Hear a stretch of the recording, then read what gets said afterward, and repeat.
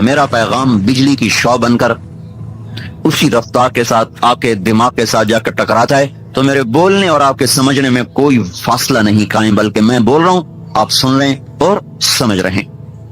ہوا آپ تک یہ پیغام پہنچاتی ہے، ہوا کو حرکت، یہ ہل رہے ہیں، دیکھیں ہل رہی، اگر یہ پتے ساکت ہوں پھر بھی ہوا حرکت میں رہتی، اس کو کون حرکت دینے والا ہے؟ یہ ہمارے بس میں تو ہے نہیں۔ تو اللہ پاک نے زمین کو دوڑایا، پھر سے گھمایا، پھر سے ہلایا۔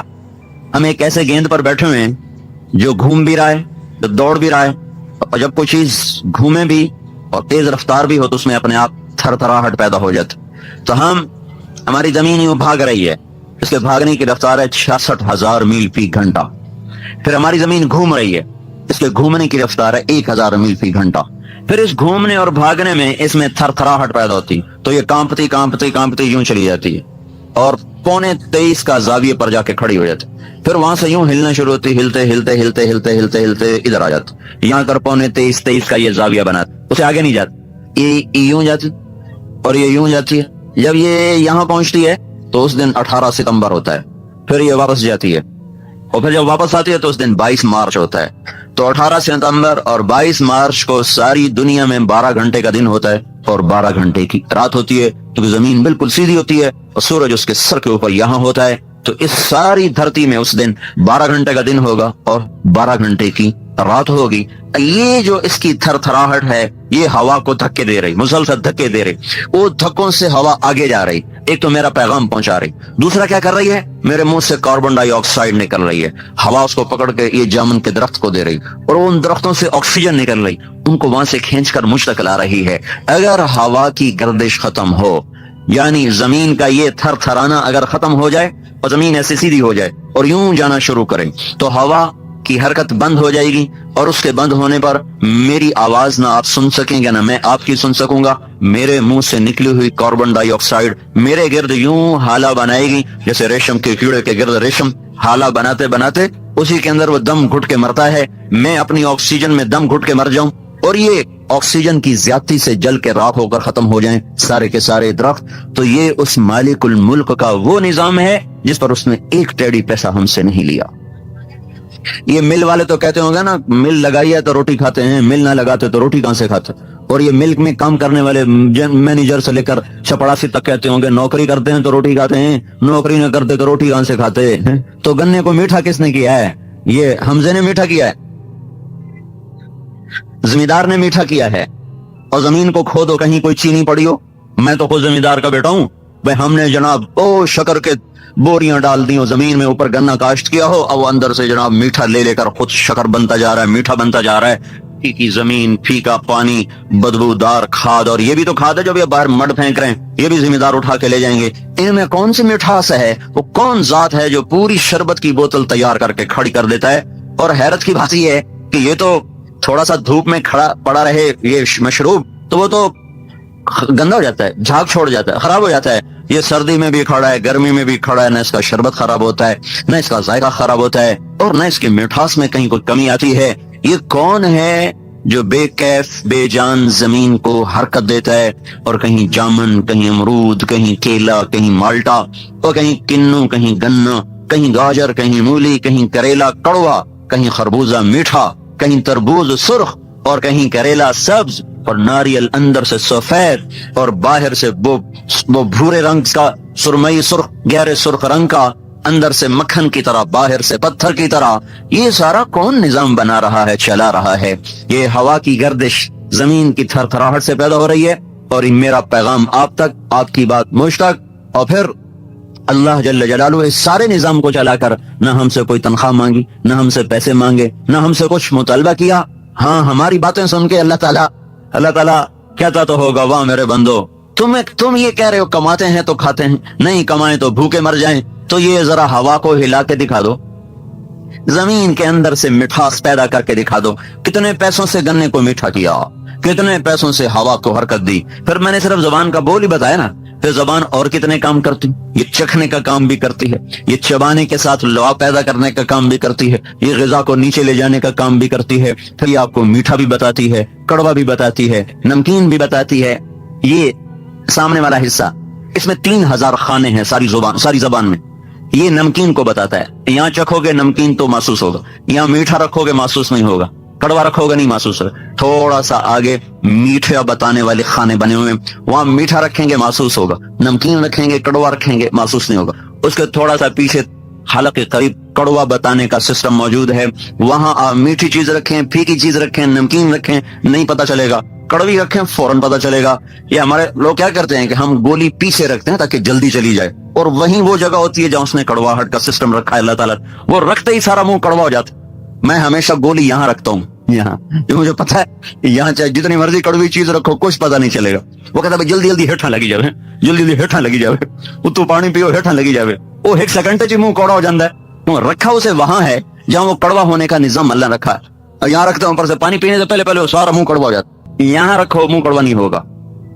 یہ میں کسی سے خرید کے لایا ہوں, کسی مل والے نے میرے اوپر یہ احسان کیا ہے, کسی بادشاہ نے میرے اوپر یہ احسان کیا ہے, یہ میری ماں نے یا میرے باپ نے میرے اوپر احسان کیا ہے. أَلَمْ نَجْعَلْ لَهُ عَيْنَيْنِ وَلِسَانًا وَشَفَتَيْنِ وَهَدَيْنَاهُ النَّجْدَيْنِ فَلَاقْتَحَمَ الْعَقَبَةَ وَمَا أَدْرَاكَ مَا الْعَقَبَةُ فَكُّ رَقَبَةٍ. میرے بندے, کس نے تمہیں زبان عطا فرمائی, کس نے ان پر 2 ہونٹ لگائے, پھر کس نے تجھے 2 آنکھیں دیں, پھر کس نے تمہیں 2 راستے دکھائے. کیوں نہ تو صحیح راستے پر آیا, کیوں تو بھول بھلائیوں میں گم ہوا, کیوں تو گمراہیوں میں جا بھٹکا. اللہ اکبر کی اتنی اونچی صدا سن کر بھی تیرے کان پہ جوں نہ رینگی. تیرے قدم نہ اٹھے تو جوان تھا, تیرے قدم نہ چلے تو صحت مند تھا, تیرے کانوں میں آواز پڑی تو بہرا نہ تھا. تیرا رب تجھے پکارتا رہا تو نہ گیا, تیرے افسر نے پکارا تو سر سر کہتا ہوا پیچھے بھاگا, بڑے آدمی نے پکارا تو سر سر کہتا ہوا پیچھے بھاگا. اللہ نے پکارا, 5% بھی نماز نہیں پڑھتی, 5%. وَإِن تَعُدُّوا نِعْمَةَ اللَّهِ لَا تُحْصُوهَا إِنَّ الْإِنسَانَ لَظَلُومٌ كَفَّارٌ. میرا بندہ میری نعمتوں کو گنتا تو صحیح. مطلب کون گن سکتا ہے؟ پھر اللہ جل جلالہ نے ان ساری نعمتوں کو دینے کے بعد بڑے آسان بل مانگے. کا زبان کا بل یہ ہے, اس سے کسی کو گالی نہ دینا, بس فَانْطَقْ بِلِسَانِكَ مَا أَحْلَلْتُهُ لَكَ فَإِنْ عَرَضَ لَكَ مَا حَرَّمْتُ عَلَيْكَ أَطْبِقْ عَلَيْهِ الْبَابَ أَغْلِقْ عَلَيْهِ الْبَابَ. میرے بندے تجھے زبان دی, بے شمار نفع دیے, اسے بولنے کی اجازت دی, بس میرا ایک مطالبہ تیری زبان سے اور کوئی نہیں. اس سے کسی کو گالی نہ دینا, کسی کی غیبت نہ کرنا, کسی کی چغلی نہ کرنا, کسی کی بےزتی نہ کرنا, کسی پہ الزام اور بہتان نہ باندھنا. بس میرا یہ ایک بل ہے, جب تیری زبان پہ جھوٹ آنے لگے, گالی آنے لگے, چغلی آنے لگے, دروازہ بند کر لے. بس یہی میرا بل ہے. میں نے آج تک نہیں دیکھا کوئی اس کو بل ادا کرتا ہو. زندگی میں صرف 2 آدمی دیکھے ابھی تک جو غیبت نہ کرتے ہوں, جو آپ نہ سنتے ہو نہ کرتے ہو. ابھی تک زندگی میں 2 آدمی دیکھے. اتنا جہان پھرا ہے, اتنا جگ پھرا ہے, پورے زندگی میں صرف 2 آدمی دیکھے. نہ وہ غیبت کرتے تھے, جتنا عرصہ میں ان کے ساتھ, میں کوئی 1 سال 2 سال نہیں, 10 برس مسلسل ساتھ رہا, نہ غیبت کرتے تھے نہ سنتے تھے. لیکن ہم بل نہ دیں, ہم بل نہ دیں تو حکومت والے وہ ہماری تار کاٹ دیں گے, ٹیلی فون کے تار کاٹ دیں گے, اور بجلی کے تار کاٹ دیں گے, مسجد کی بجلی بھی کاٹ دیں گے. تو اللہ تعالیٰ جب یہ زبان بل نہ دیتی تو اللہ تعالیٰ زبان گدی سے نکال دیتی, اللہ تعالیٰ زبان پہ فالج گرا دیتا. تو سارا دن ہم گالیاں دیتے ہیں, سننے والا سنتا ہے, کبھی اس نے اس پر مہر نہیں لگائی. پھر کہا جال تو لکا عینین, میں نے تجھے 2 آنکھیں دی. یہ آنکھیں کیا چیز ہیں؟ یہ آپ دیکھو میری کتنی چھوٹی سی آنکھ ہے, آپ اپنی آنکھ تو نظر نہیں آئے گی, میری تو دیکھ رہے ہو نا. یہ اس کا کتنا کو اس کا دائرہ ہے. اس کے اندر 13 کروڑ بلب لگے ہوئے ہیں, 13 crore bulb, 130 million I receptor اس کے اندر لگے ہوئے. محمد صلی اللہ علیہ وسلم. اللہ کے بعد نہ باپ کا احسان ہے اتنا بڑا, نہ ماں کا, نہ کسی محسن کا. دنیا میں کوئی ایسا محسن ہم نہیں لا سکتے جو حضرت محمد صلی اللہ علیہ وسلم کی نظیر بن سکے, یا ان جیسا بن, ان کے قریب بھی کوئی نہیں ہو سکتا. اللہ تعالیٰ کے بعد سب سے بڑا محسن اعظم. اور چھوڑو, اتنی بڑی قربانی ہے اللہ کے دیدار کے بعد بھی واپس آ جانا. یہ اتنی بڑی ہمارے نبی کی قربانی ہے. جب لوگ جنت میں جائیں گے تو اللہ تعالیٰ کہیں گے آؤ بھائی میری ملاقات ہو, آؤ. تو لوگ جائیں گے تو اللہ تعالیٰ اپنا نقاب اٹھائے گا, دیدار کرائے گا, تو جنت والوں کو جنت بھی بھول جائے گی، حوریں بھی بھول جائیں گی، بیویاں بھی بھول جائیں گی، نہریں بھی بھول جائیں گی، شراب، باغ، باغیچے سب بھول۔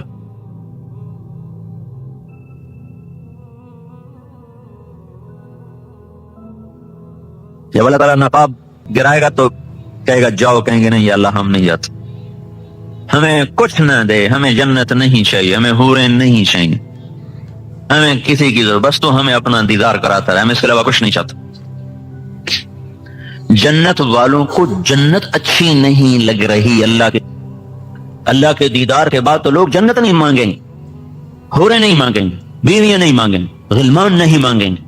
اللہ تعالیٰ فرمائیں گے اچھا جاؤ آٹھویں دن آ جایا کرو، جمعے میرا دیدار کر لیا کرو۔ وہ کہیں گے جمعہ کب آئے گا، ہمیں بس کچھ نہیں چاہیے، بس آپ ہمارے سامنے بیٹھے رہیں، ہم آپ کو دیکھتے رہیں، آپ ہمارے سامنے رہیں یا اللہ، ہمیں اور کچھ نہیں چاہیے۔ ہاں جنت الفردوس والے ایسے خوش نصیب ہوں گے جن کو اللہ صبح بھی دیدار کرائے گا، شام بھی دیدار کرائے گا۔ تو اللہ تعالیٰ کے بعد بھائیو حضرت محمد صلی اللہ تعالی علیہ وسلم کا انسانیت پر احسان ہے، امت پر احسان ہے، جس کو اللہ تعالیٰ نے کسی نبی کو ایسی پیشکش نہیں کی۔ سلیمان علیہ السلام کو حکومت دی، ہوا تابع کی، جنات تابع کیے، پر سارے جہان کی حکومت نہیں دی، فلسطین کی حکومت تھی، لیکن اللہ تعالیٰ نے ہمارے نبی کے سامنے پیش کر دیا۔ اسرافیل آئے بڑا تھال لے کر اور آ کے سامنے رکھا کہ یا رسول اللہ ان ربک سمع کلامک وبعثنی الیک بمفاتیح خزائن الارض، اللہ تعالیٰ نے آپ کی بات کو سنا ہے اور مجھے یہ ساری زمین کے خزانوں کی چابیاں دے کر بھیجا ہے۔ ساری زمین کی حکومت سلیمان علیہ السلام کے پاس نہیں، نہ ہی دنیا میں اللہ نے کسی کو ساری دنیا کا حاکم بنایا۔ کچھ لوگوں کے بارے میں لکھا ہے لیکن اس کا مطلب یہ نہیں تھا کہ ساری دنیا کے حکمران تھے، مطلب تھا کہ اپنے دور کے بہت بڑے بادشاہ تھے۔ یہ نہیں کہ اللہ تعالیٰ نے کسی کو 6 بر اعظم پہ حکومت دے دی ہو۔ آج پیشکش ہو رہی بعثنی الیک بمفاتیح خزائن الارض، یا رسول اللہ اللہ تعالیٰ نے ساری زمین کے خزانوں کی چابیاں دے کر مجھے آپ کی خدمت میں بھیجا ہے، اگر آپ فرمائیں گے تو سب کچھ آپ کے لیے تابع کر دیا جائے گا۔ اب آپ ارشاد فرمائیں عبداً رسولا او ملکاً رسولا، آپ بادشاہ بن کے نبوت کرنا چاہتے ہیں کہ غلام بن کے نبوت کرنا چاہتے ہیں؟ تو ہمارے نبی نے فرمایا بلا عبداً رسولا، نہیں مجھے بادشاہی نہیں چاہیے، میں غلام بن کے نبوت کروں گا۔ کیوں؟ کیا آپ کو پتا ہے کہ میری امت کے سارے لوگ تو مالدار نہیں ہوں گے، ہر آدمی تو وہ شوگر مل نہیں لگائے گا، ہر آدمی تو ٹیکسٹائل نہیں لگائے گا، ہر آدمی کی فیکٹریاں تو نہیں ہوگی، اکثریت تو غریب ہوں گے۔ تو اپنی امت کے غریبوں کو تسلی دینے کے لیے وہ فقر کا معیار اپنے لیے پسند فرمایا کہ اللہ کی قسم آج تک ایسا فقیر میں نے نہیں دیکھا۔ کوئی دیکھا ہے فقیر جس کے گھر میں 2 مہینے چولہا نہ جلتا ہو اور جس کے لیے احد پہاڑ منت کر رہا ہو یا رسول اللہ آپ اجازت دیں تو میں ابھی سونے چاندی کے سکے ڈھل کر آپ کی خدمت میں پیش ہو جاؤں؟ عرب کے سارے پہاڑ جس کے لیے سونا چاندی بننے کو تیار ہوں، جنت کے دسترخوان جس کے لیے اترنے کو تیار ہوں، جنت کے عالی شان گھر جس کے لیے زمین پر اترنے کو تیار ہوں، جنت کے عالی شان کپڑے جس کے لیے اترنے کو تیار ہوں، براق جو معراج کے لیے آیا تھا وہ 24 گھنٹے آپ کے در پر بندھے جانے کو تیار ہے، خوشی سے تیار ہے، پھر بھی آپ اس کو رد کر کے گدھے پہ سواری فرما رہے، پیدل جا رہے ہیں، خچر پہ سوار ہو رہے ہیں، اونٹنی پہ سوار ہو رہے، اونٹ پہ سوار ہو رہے۔ ہاں چونکہ آپ مالداروں کے نبی بھی تھے، صرف غریبوں کے نہیں تھے، تو آپ نے کبھی کبھی بڑے عالی شان گھوڑوں پر بھی سواری فرمائی تاکہ میری امت کے مالدار کے لیے بھی گنجائش نکل آئے۔ سکب ایک گھوڑا تھا آپ کا، سبحہ وہ ایسا تیز تھا کہ اس کا نام ہی سبحہ رکھا گیا۔ سبحہ کہتے ہیں بہاؤ کو، بہاؤ۔ وہ جب دوڑتا تھا تو اس کے پاؤں زمین کے ساتھ، اس کا سینہ زمین کے ساتھ لگ جاتا تو اس کا نام سبحہ رکھا۔ اور ایک ایسا حسین گھوڑا تھا اس کا نام گلاب رکھا گیا، ورد، اس کا نام ورد تھا۔ ایک گھوڑے کا نام سبحہ تھا، ایک کا نام سجل تھا، ایک کا نام یعصوب تھا، ایک کا نام یعبوب تھا، ایک کا نام لیزاس تھا، ایک کا نام طراز تھا، ایک کا نام مرتجس تھا، ایک کا نام سکب تھا، ایک کا نام سبحہ تھا۔ اب بہت سے گھوڑوں پہ آپ نے سواری فرمائی لیکن یہ بڑے عالی نسل کے گھوڑے تھے، اس لیے ان کے نام تاریخ نے، حدیث نے محفوظ کیے۔ امت کے مالداروں کو بھی گنجائش دے دی، کوئی اچھی سواری بھی رکھنا چاہے تو اس کو بھی اوپر سے گنجائش مل جائے۔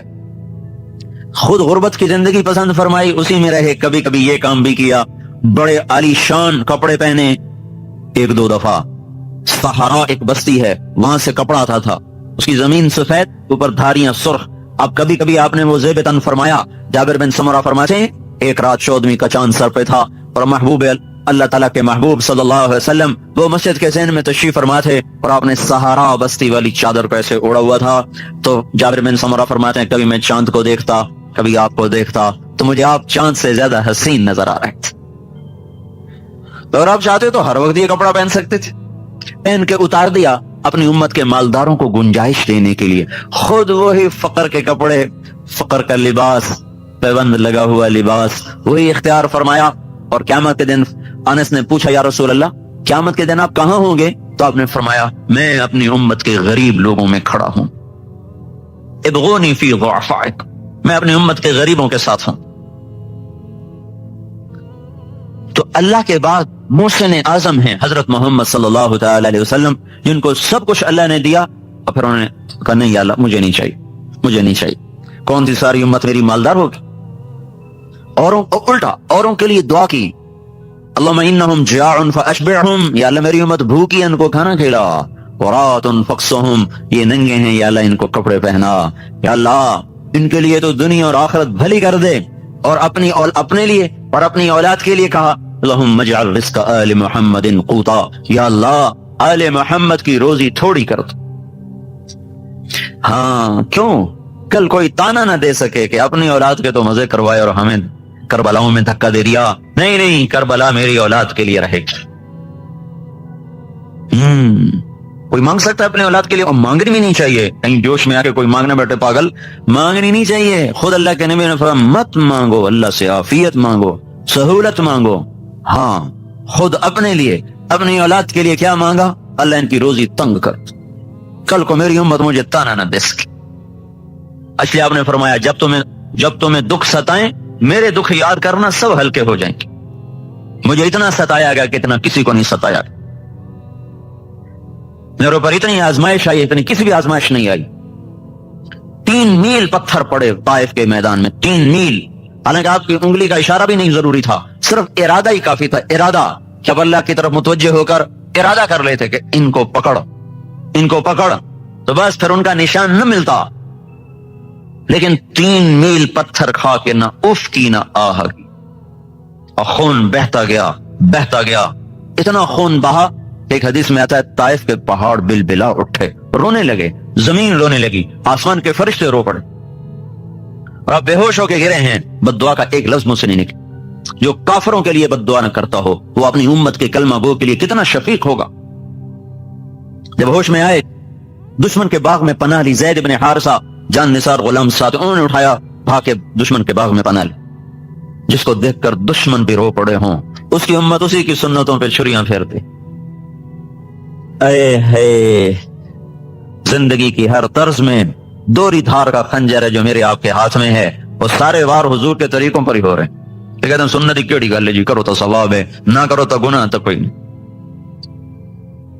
یہ چلتی مل کا ایک پرزہ خراب ہو جائے چلتی رہے گی, سائرن بجنے لگ جائیں گے, فالٹ آ گیا ہے, فالٹ آ گیا ہے.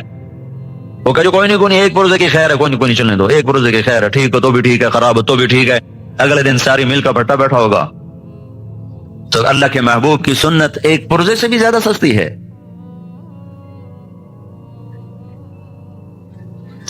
ہائے ہائے, عتبہ جیسا جانی دشمن, اس کا بھی دل بھر آیا.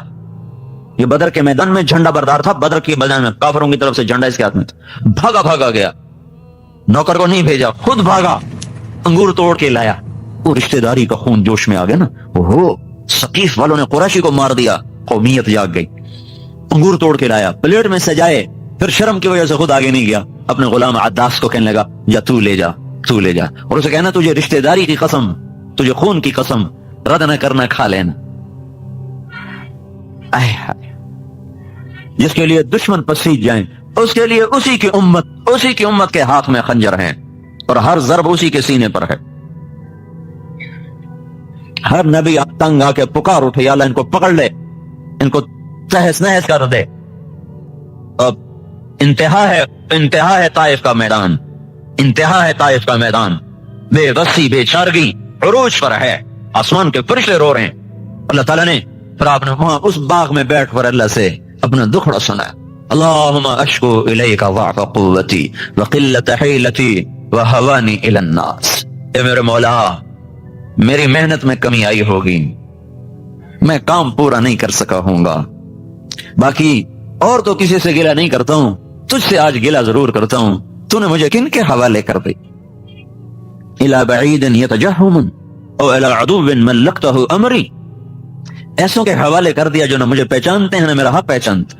یہ ایسے دردناک کلمات تھے کہ اللہ پاک محبت جوش مار اٹھے, تو فرشتہ پہاڑوں کا بھی آ گیا, جبریل بھی آ گیا کہ یا رسول اللہ حکم دیں, اطبق علیہم الاخشبین, میں انہیں بیچ میں ڈال کے دو پہاڑوں کے اندر چکی کی طرح پہاڑوں کو چلا دوں گا اور ان کو پیس کے رکھ دوں گا. آپ نے کہا نہیں, لعل اللہ یخرج من اصلابہم من یوحد اللہ, اگر یہ ایمان نہیں لائے تو اللہ ان کی نسل میں کوئی ایسا پک پیدا کر دے گا جو ایمان لائے. تو اس پر پہاڑوں کے فرشتے نے کہا صدق اللہ, سچ کہا میرے اللہ نے جس نے آپ کا نام رکھا ہے رؤوف الرحیم, بالمؤمنین رؤوف الرحیم, سچ کہا میرے اللہ نے, آپ واقعی رؤوف الرحیم. تو میرے بھائیو, دوسری بات ہم یہ عرض کر رہے ہیں کہ حضرت محمد صلی اللہ تعالی علیہ وسلم کی پاکیزہ اور مبارک زندگی کو اپناؤ, ان سے بڑا محسن کوئی نہیں ہے.